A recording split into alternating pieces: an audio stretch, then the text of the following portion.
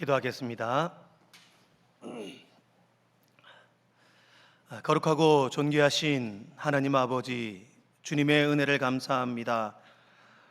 너무나도 귀한 교회, 부족한 종을 말씀의 단위에 세워주시고 또 말씀을 통하여 함께 은혜를 나누게 하시니 감사합니다. 듣는 자, 전하는 자 모두에게 은혜되는 귀한 시간 되게 하시고 사람의 말이나 우리의 인간의 어떤 의지도 담겨지지 않은 하나님의 말씀만이 선포되는 귀한 시간 되게 하옵소서. 말씀을 듣고 이해하고 깨닫는 것에 그치지 않고 말씀대로 실천하며 말씀대로 살아가는 우리의 삶이 되게 하옵소서. 감사드리며 예수님의 이름으로 기도드리옵나이다. 네. 할렐루야. 네. 반갑습니다. 저는 안심교회를 별로 안 좋아했었습니다. 정말 안 좋아했습니다.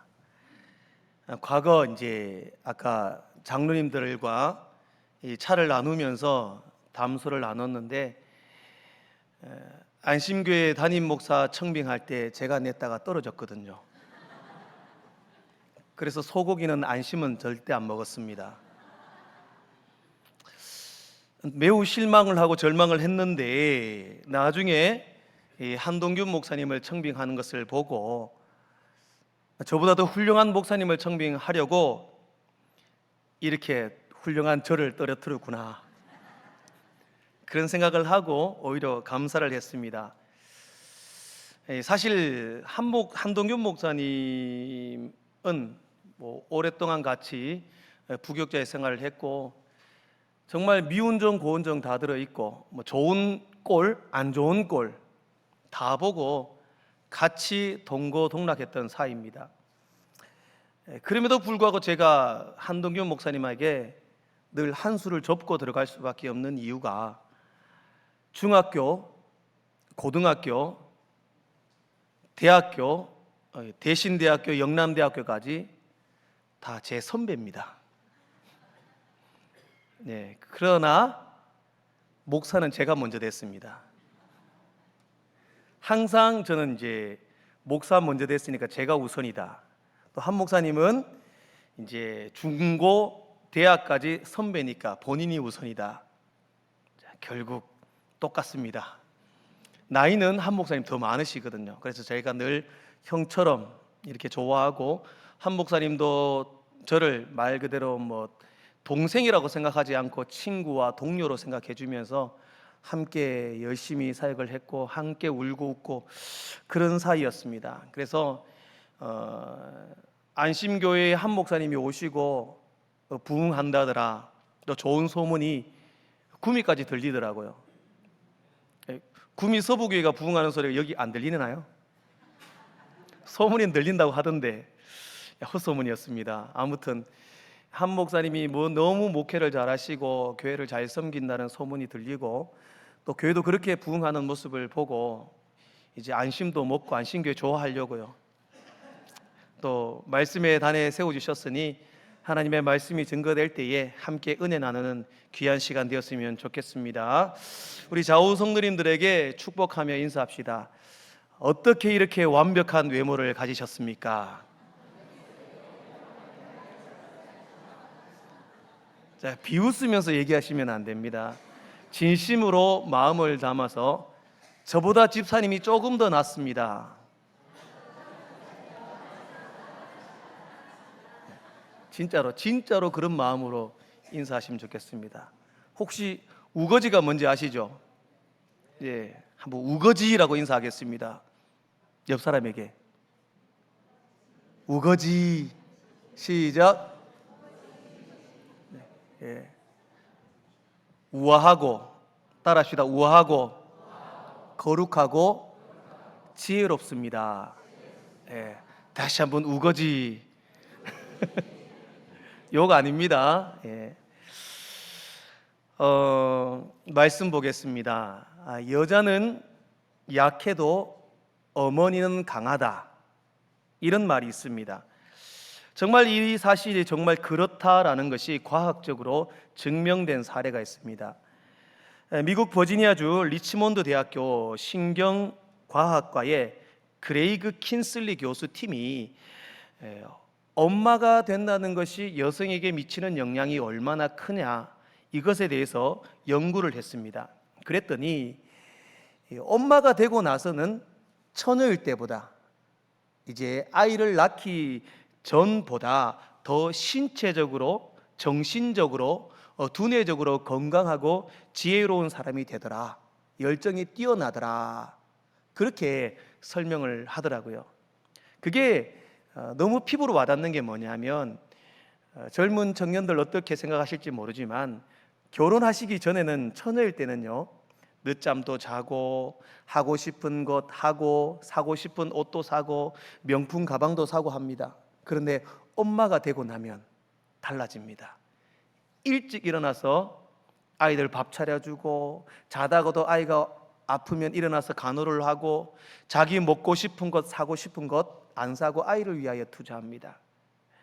그래서 이 연구진도 실제적으로 그 실험용 쥐의 뇌에다가 뇌신경 회로를 연결해 두고 이제 그 전자파를 조사를 합니다. 그래서 일반적인 생쥐와 자녀를 출산한 생쥐의 그 뇌파를 조사를 하니, 새끼를 낳은 생쥐의 뇌파가 너무 활발하고 활동도 많더라, 그렇게 결과가 나왔다라는 겁니다.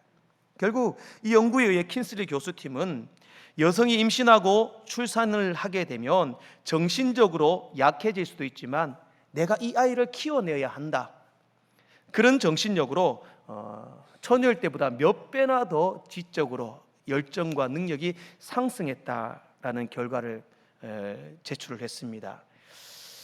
이 자리에 어머님들이 많으십니다. 한번 여쭤보겠습니다. 자식을 위해 못할 일이 있습니까? 못할 일 많습니까? 모든 어머니의 마음은 그렇지 않을까 생각합니다. 자녀가 아프면 내가 아프고 싶고, 자녀를 위하여 목숨까지 바쳐서도 자녀를 살리고 싶은 것이 부모님의 마음, 어머니의 마음이라 그렇게 생각합니다. 저는 오늘 이제 소년부죠, 청소년부, 안심교회 청소년부 헌신 예배라고 이제 듣고 한 목사님이 걱정하시는 게 뭐냐, 안심교회 청소년이 너무 약해가지고 막 힘들다, 어렵다. 맞죠? 여기 6명입니까? 3명입니까? 4명. 그렇죠. 어느 교회나 그렇습니다. 어느 교회나 그렇습니다. 청소년들이 이렇게 신앙의 훈련이 사실 어렵습니다.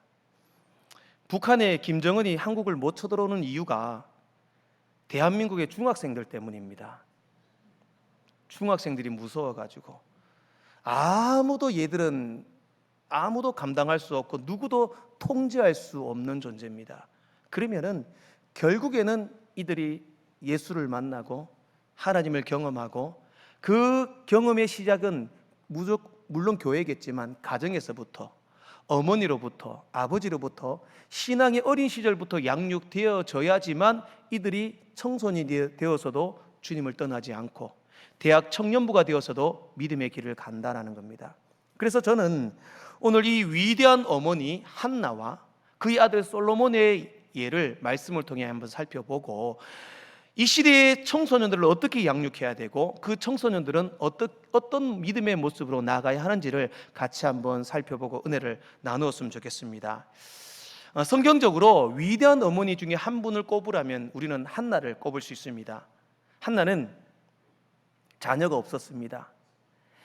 그 당시에 자녀가 없다라는 것은 정상적인 이 사회생활을 할 수 없는 여성이었습니다. 왜냐하면 아이를 출산하지 못한다, 이것은 저주받았다 생각을 했습니다. 그렇기 때문에 한나는 저주받은 여인이었고 정상적인 생활을 할 수 없는 버림받은 여인이었습니다. 그러나 오늘 성경을 보면 여호와께서 그를 생각하신지라, 한나를 생각하셨다는 거죠.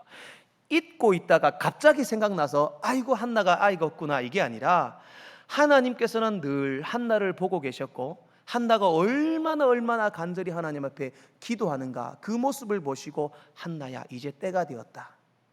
그래서 아들을 허락합니다. 힘들게 낳은 아들, 정말 마음으로 낳은 그 아들을 낳고, 이제 그 아들을 얻고 나서 아들을 하나님의 성전에 바치고 그 아들을 위하여 기도하는 어머니의 모습. 저는 오늘 우리 안심교회 온 성도들이 다음 세대를 위하여, 특별히 청소년부를 위하여 한나와 같은 마음으로 기도하고 양육하는 그런 귀한 믿음의 마음이 있기를 소망합니다. 그러면 첫 번째로 우리는 이 자녀들을 어떻게 양육하고 다음 세대를 교육해야 하는가? 첫 번째는 청지기적인 양육입니다. 사무엘상 1장 11절 말씀에 보면은 서원하여 이르되 만군의 여호와여, 만일 주의 여종의 고통을 돌보시고 나를 기억하사 주의 여종을 잊지 아니하시고 주의 여종에게 아들을 주시면 내가 그의 평생에 그를 여호와께 드리고 삭도를 그의 머리에 대지 아니하겠나이다. 그렇게 말씀합니다. 한나는 이제 아이가 없으니까 하나님 앞에 기도하는 것이 뭐냐? 하나님, 나 주님 앞에 서원하겠습니다. 약속하겠습니다. 아들을 하나만 주신다면 하나님께 바치겠습니다. 자, 우리 하나님 앞에 서원하면 어떻게 해야 됩니까? 반드시 지켜야 되죠. 옛날에 뭐 서원했다가 안 지키면 다리 잘리고 팔 잘리고 목숨 잃는다. 그래서 하나님 앞에 서원을 함부로 하는 게 아니다, 그런 말씀도 했습니다. 한나는 하나님 앞에 이 아들을 내게 주신다면 내가 주님 앞에 바치겠습니다. 그런 간절한 마음으로 하나님의 것을 인정하며 소원하며 기도했습니다. 창세기 28장 말씀에 보면 야곱의 소원이 나옵니다. 야곱이 아버지를 속이고 형을 속이고 이제 자신의 외삼촌 집으로 도망하다가 이제 베델에서 돌베개를 베고 자는 가운데 하나님의 사자를 만납니다. 그때 하나님께서 야곱에게 약속합니다. 야곱아, 너 다시 아버지의 집으로 돌아올 때까지 내가 너를 지킬 것이고 너와 함께 할 거야. 그 말을 듣고 야곱이 하나님 앞에, 하나님, 그러면 나 하나님과 약속할게요. 하나님 무사히 여기까지 돌아오게 해주신다면 내가 여기 하나님의 제단을 쌓고 예배하고 이것은 하나님의 전이 될 것이고 나의 수입의 10분의 1을 하나님께 드리겠습니다. 그리고 딱 20년이 흐른 뒤에 야곱은 돌아와, 물론 세겜에서 여러 가지 일들이 있었지만 이 베델로 돌아와 하나님 앞에 제단을 쌓았습니다. 그 약속, 하나님과 맺은 약속, 한나는 약속합니다. 아들을 주신다면 내가 주님께 바치겠습니다. 간절한 마음으로 주님 앞에 기도하여 바치는 건 쉽지 않았을 겁니다. 하나님의 것을 바친다. 평생 이렇게 이제 남의 집에 머슴을 살던 사람이 있었습니다. 이 사람이 평생 소원이 있는데 나도 소 한 마리를 갖고 싶다, 소원이 있었습니다. 하나님께 기도합니다. 하나님, 저 소 한 마리 주신다면 이 소를 열심히 일해서 하나님 앞에 물질로 봉사하고 헌신하겠습니다. 기도했습니다. 하나님이 그 사람의 기도를 보시고 소를 2마리를 주셨습니다. 2마리를 주셔가지고 이 사람이 너무 기뻐가지고 감사했는데, 이 소를 이제 하나님 앞에, 이 소 한 마리를 판 가격으로 내가 하나님 앞에 예물을 드려야겠다 마음을 먹었습니다. 소를 끌고 가다가 2마리 중에 1마리가 낭떠러지에 떨어져 죽었습니다. 이 사람이 뭐라고 말합니까? 하나님께 드릴 소가 죽었습니다. 이해하시기 어렵습니다. 지 소는 괜찮고 죽은 소는 하나님 소라는 거죠. 하나님께 안 바치겠다고. 무슨 말이냐면 한나도 마찬가지입니다. 기도하고 소원하여 얻은 아들이지만 그 아들이 얼마나 귀했겠습니까? 자기 인생의 서러움과 아픔을 담아 그 아들을 낳았는데 그 아들을 하나님께 바치겠다 약속은 했습니다. 아들을 낳고 나니 어떻게? 아브라함이 그렇지 않았겠습니까? 백세에 얻은 아들을 모리아산에 바쳐라. 목숨과도 바꿀 수 없는 그 아들을 어떻게 바칠 수 있겠느냐? 그러나 오늘 한나는요, 20절 말씀에 그 아들의 이름을 사무엘이라 지었습니다. 내가 여호와께 그를 구하였다. 하나님께 구하여 얻은 아들이다, 그렇게 고백합니다. 원문의 의미는 여호와께서 내 기도를 들어주셨다, 그런 의미입니다. 기도를 들으셔서 사무엘을 허락하셨고 이 사무엘은 하나님이 주신 아들이다, 그렇게 고백하는 겁니다. 그러면 하나님이 주셨기 때문에 하나님께 바칩니다. 22절 말씀을 보겠습니다. 아이를 젖대거든 내가 그를 데리고 가서 여호와 앞에 뵙게 하고 거기에 영원히 있게 하리이다. 아이가 젖대면 그 아이를 하나님의 성전에 바치겠다. 기도하여 얻은 아들이고 하나님이 주신 아들이고 하나님의 것이었고 하나님의 것이니 하나님께 바치겠습니다. 오늘 우리들도 다음 세대를 양육할 때에 이러한 하나님께 바치겠다는 마음이 필요합니다. 왜? 우리는 청직이라는 거죠. 우리에게 자녀를 허락해 주셨습니다. 내 겁니까? 하나님이 주신 자녀입니다. 그렇다면 하나님께 바치기를 아껴 하지 않아야 한다라는 겁니다. 옛날에 제가 청년 때만 해도 그래도 목사가 인기 있었거든요. 집안에서 목회자 한 명 나면 영광이었습니다. 요즘 자녀들 이제 아버지 목회자 되겠습니다, 안 좋아한답니다. 고생한다고. 옛날에는 목사 사위 얻는 것 되게 좋아했거든요. 그래가지고 이 딸이 있으면 전도사한테 장가 보내려고 많이 노력을 했답니다. 제가 저희 집 사람 만나가지고 처음 인사하러 갔더니만 장모님이 얼마나 싫어하시는지, 설거지하면서 막 접시 막 던지고 쿵쿵거리고 하면서 하는 말이 우얄란가 모르겠다, 우얄란가 모르겠다. 계속 그 말만 반복하시더라고요. 왜?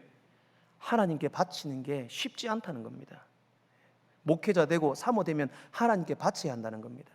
우리가 그렇게 하나님께 바친다고 해서 목회자, 사모 되고 선교사 되라는 말이 아닙니다. 하나님께 기도하면 하나님 내 자는 하나님이 키워주셔야 합니다. 하나님의 것이라는 것을 인정해야 한다는 겁니다. 사실 이 중고등부도 이 청소년부도 4명의 학생이 있다라는 건요, 4명의 학생의 부모님도 여기 있다는 거죠. 그죠? 그리고 자녀들이 여기 없는 자녀들도 있다라는 거죠. 성도님들 중에서. 문제는 뭐냐? 우리가 이 자녀를 키울 때에 하나님의 것이다라는 인정 가운데 자녀를 키우는 것이 중요합니다. 내 거 아닙니다. 어떤 상황 속에 있든지 내가 이 자녀를 믿음으로 키우고 하나님의 사람 되기를 원한다면 하나님의 것이라는 것을 인정하며 나가야 합니다. 박경희 사모님이 있습니다. 이분이 쓴 땅에서 자라는 하늘 자녀라는 책이 있습니다. 남편 임용섭 목사를 만나고 믿음의 가정을 꾸렸습니다. 너무너무 살기 힘들었습니다. 돈도 없고 임지도 없고 많은 삶의 어려움이 있었습니다. 그때 임용섭 목사가 말합니다. 나 미국으로 공부하러 가겠다. 돈도 없고 아는 사람도 없고 백도 없고 아무것도 없는데 어떻게 미국에 간단 말이냐. 힘들었습니다. 그러나 박경희 사모는 남편의 비전을 믿고 아무 땡전 한 푼 없이 미국으로 건너갔습니다. 사모님은 고등학교도 야간을 나왔고 목사님도 정말 너무 가난해서 군대를 면제받을 정도로 힘든 환경에서 자란 사람이었습니다. 그럼에도 불구하고 이 박경희 사모는 미국에 가서 접시 닦는 일, 야간의 일, 수많은 일들을 하면서 그 남편 뒷바라지하고 공부를 시켰습니다. 그러나 중요한 것은 그에게 4명의 자녀가 있습니다. 그 4명의 자녀가 어떻게 되었느냐? 결국 4명 모두 다 예일대학교, 하버드대학교, 듀크대학교, 미국의 명문대학교를 나오고 장학생으로 졸업하게 됩니다. 그리고 이분의 책에서 이 박경희 사모님이 뭐라고 말하고 있냐면, 무조건 주입식 성경 공부가 우선이었고 그 바탕에는 청지기 정신이 있었다. 즉 이 아이들은 내 것이 아니다, 하나님의 것이라는 생각을 잊지 않는다면 하나님이 키워주실 것이다. 하나님이 여러분의 자녀들, 안심교회의 다음 세대들을 키워주신다는 믿음을 가져야 합니다. 그렇다면 하나님의 손에 맡겨야 한다는 겁니다. 기도하면 하고 앉아있는 것이 아니라 이들이 믿음으로 자랄 수 있도록 모든 환경과 형편을 열어주어야 한다는 겁니다. 사랑하는 성도 여러분, 우리의 다음 세대들을 어떻게 키우고 양육할까? 지금도 늦지 않았습니다. 내 생각, 내 방법, 내 경험, 내가 가진 생각으로 자녀를 키운다면 실패할 수밖에 없습니다. 그러나 하나님께 맡겨야 합니다. 나는 청직이요, 하나님이 이 자녀를 책임져 주십시오. 그 믿음으로 자녀를 키운다면 사무엘처럼 시대를 살리는 위대한 믿음의 인물이 될 줄로 믿습니다. 두 번째로는요, 영적으로 양육해야 합니다. 본문 22절 말씀을 함께 읽어보도록 하겠습니다. 함께 읽겠습니다. 시작.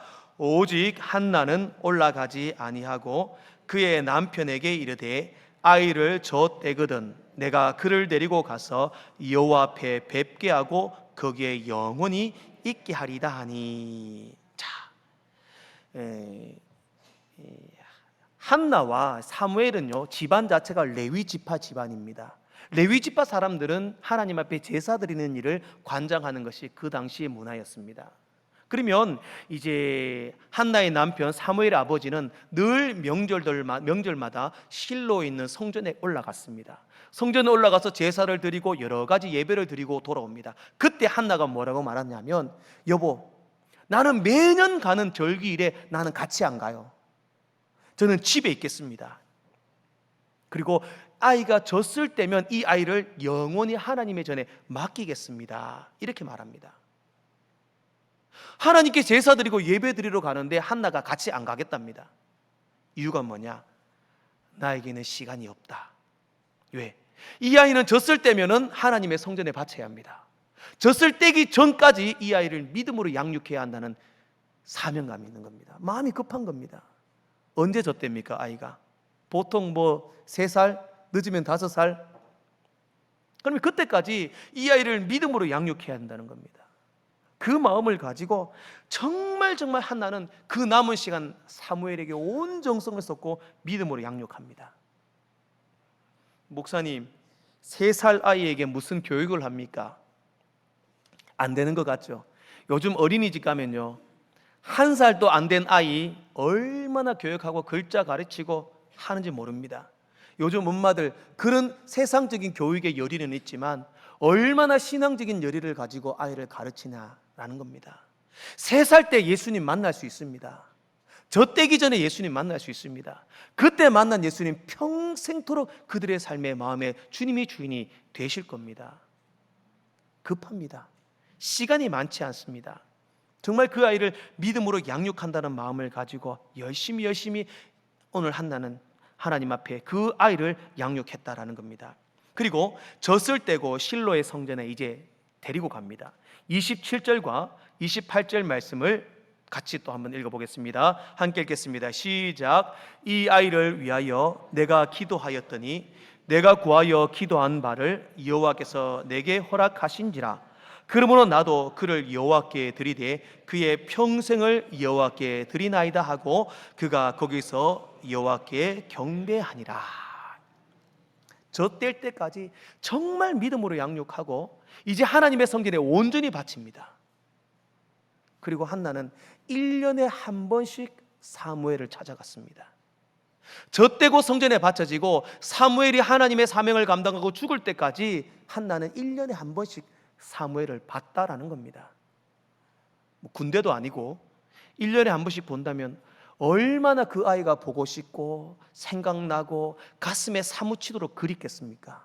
그러나 결국 신앙적인 양육을 하려면 하나님의 성전에 키워져야 한다. 그것이 중요합니다. 우리 다음 세대들 놀더라도 교회에서 놀아야 합니다.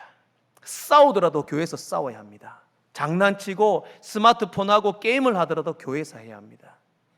모든 신앙적인 문들이 열려진 이 주님의 성전 안에서 그들이 자랄 수 있도록 환경을 만들어줘야 한다는 겁니다.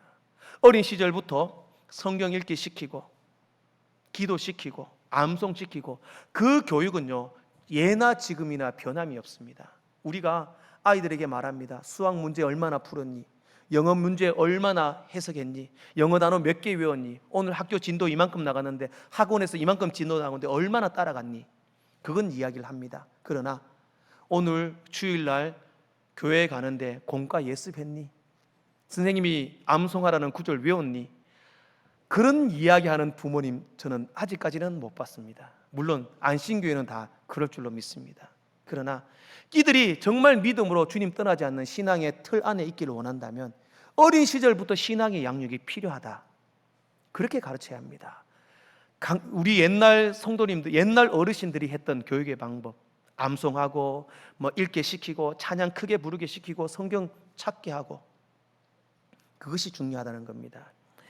성경에는 많은 부림 여성들이 나옵니다. 사라, 리브가, 라헬, 삼손의 어머니, 또 세례 요한의 어머니, 수많은 부림의 여성들이 있었지만 오늘 한나는 정말 믿음으로 그 아이들을 바로 키운 대표적인 인물입니다. 한나와 대조적인 반대적인 인물이 있습니다. 바로 야곱의 아내 라헬입니다.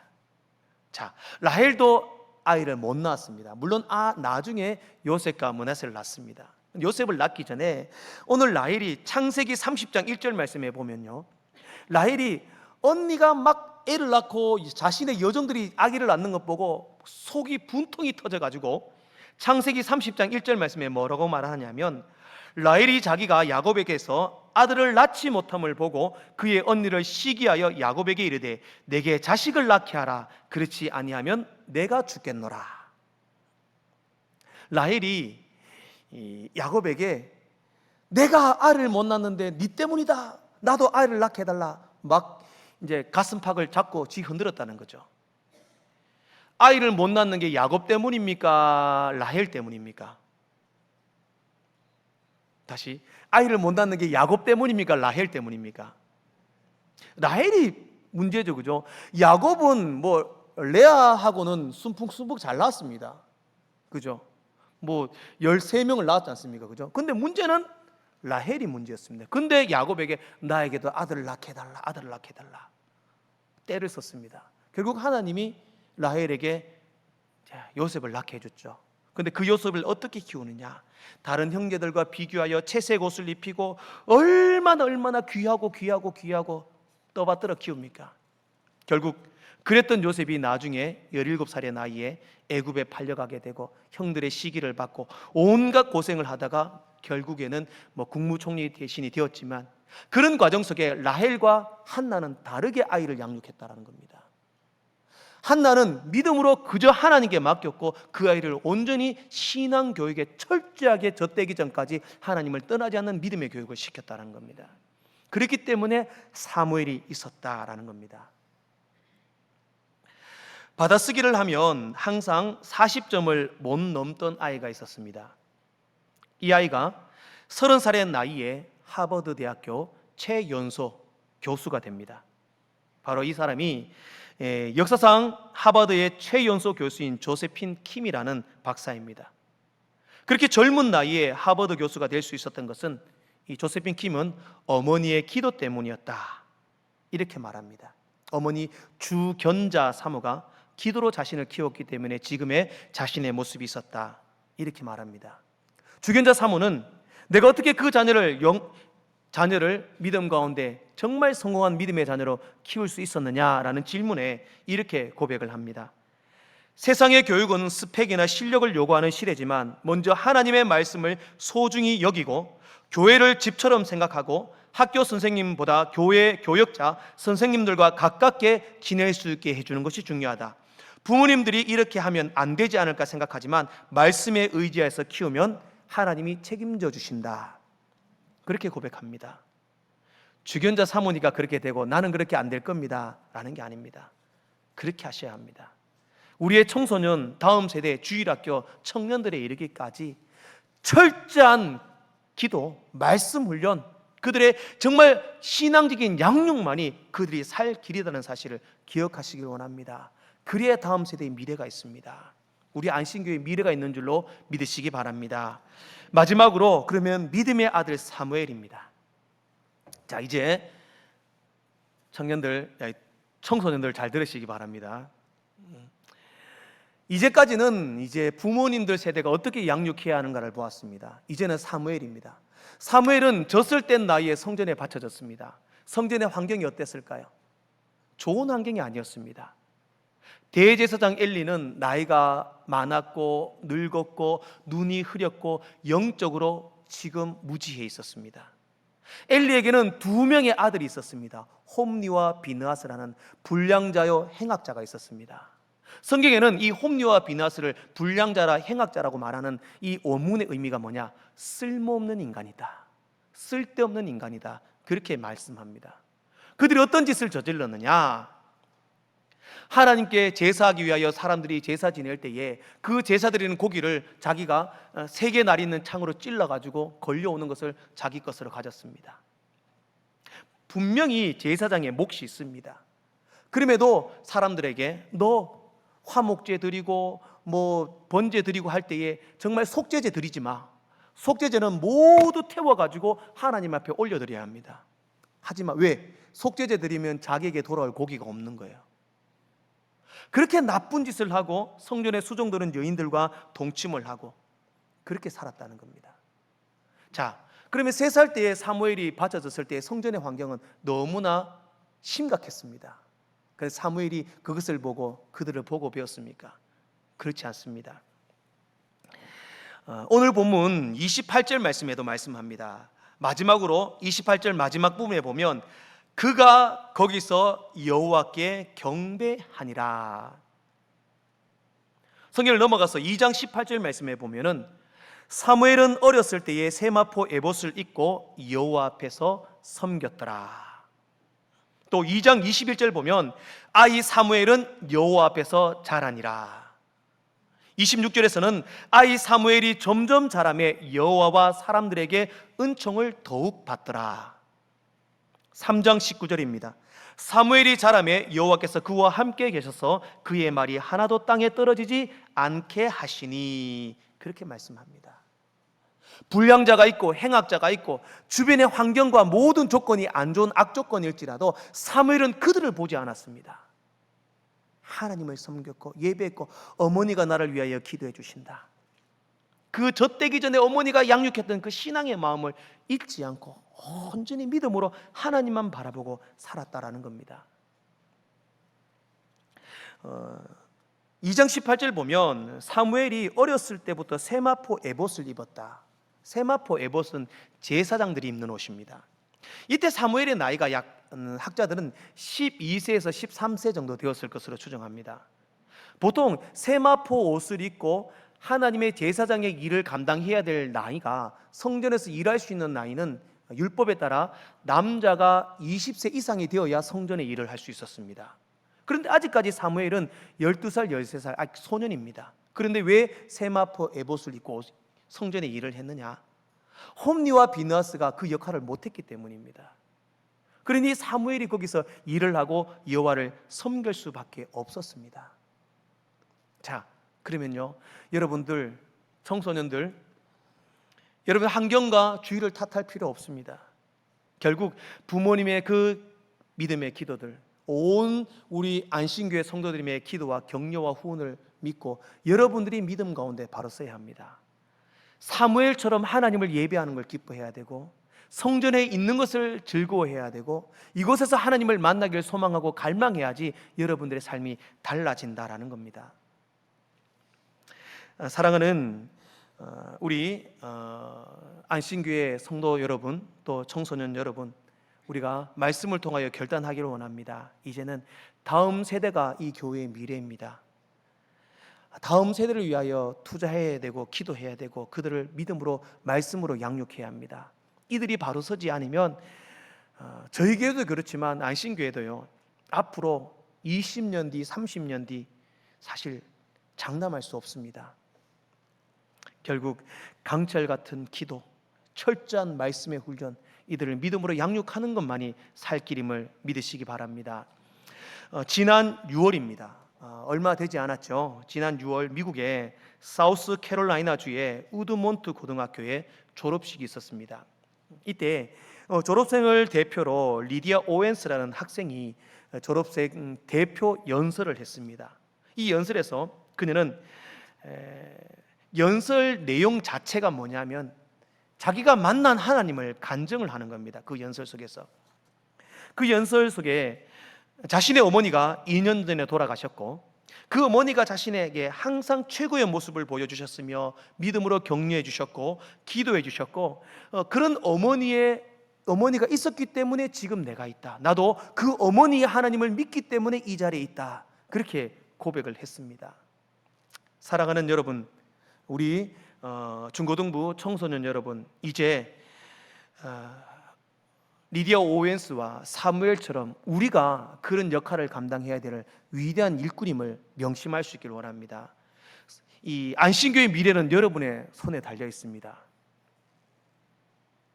예, 아직까지도 저하고 한 번도 눈을 마주치지 않은 친구도 있고, 예, 연수죠 중간에. 예, 아이고 많이 컸네. 이제 결국 우리 성도님들이 기도하셔야 되고 도와주셔야 되고 다음 세대를 일으켜야 합니다. 한국교회 미래는 다음 세대에 있습니다. 전폭적인 투자를 해야 합니다. 저희 교회는요, 안신교회보다 많이 작습니다. 제가 저희 교회에 갔을 때에 성도님들이 몇 분 계셨냐 하면 한 30명 있었습니다. 이 30명들은요 교회 쫓아내도 안 나갈 사람만 딱 남아있더라고요. 막 나가라고 밀어내도 안 나갈 사람들이 남아있더라고요.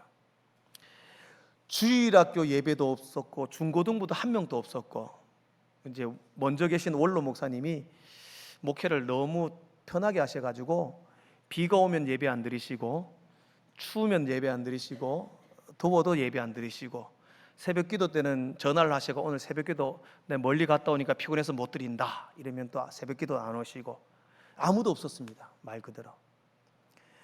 그런데 이제 다음 세대를 위하여 기도하고 비전을 줬습니다. 다음 세대가 살아야 한다. 다음 세대가 살아야 한다. 결국 그것밖에 없습니다. 그러면 10년 뒤에 20년 뒤에 안신교회, 구미서부교회, 한국교회 무너집니다. 그러면 우리가 기도하지 않으면 안 돼요. 물론 한 목사님이 비전을 가지고 기도할 줄로 믿습니다. 근데 그게 구체적이고 실제화되어야 됩니다. 가정에서부터 자녀들을 그렇게 양육해야 되고, 정말 우리의 다음 세대를 위하여 내가 먼저, 우리 모두가 먼저 그들을 위하여 양육해야 합니다. 지금은요 그래도 하나님의 은혜로 중고등부도 한 20여 명 되고 유초등부도 한 20여 명 되고 청년부도 한 20여 명 됩니다. 네.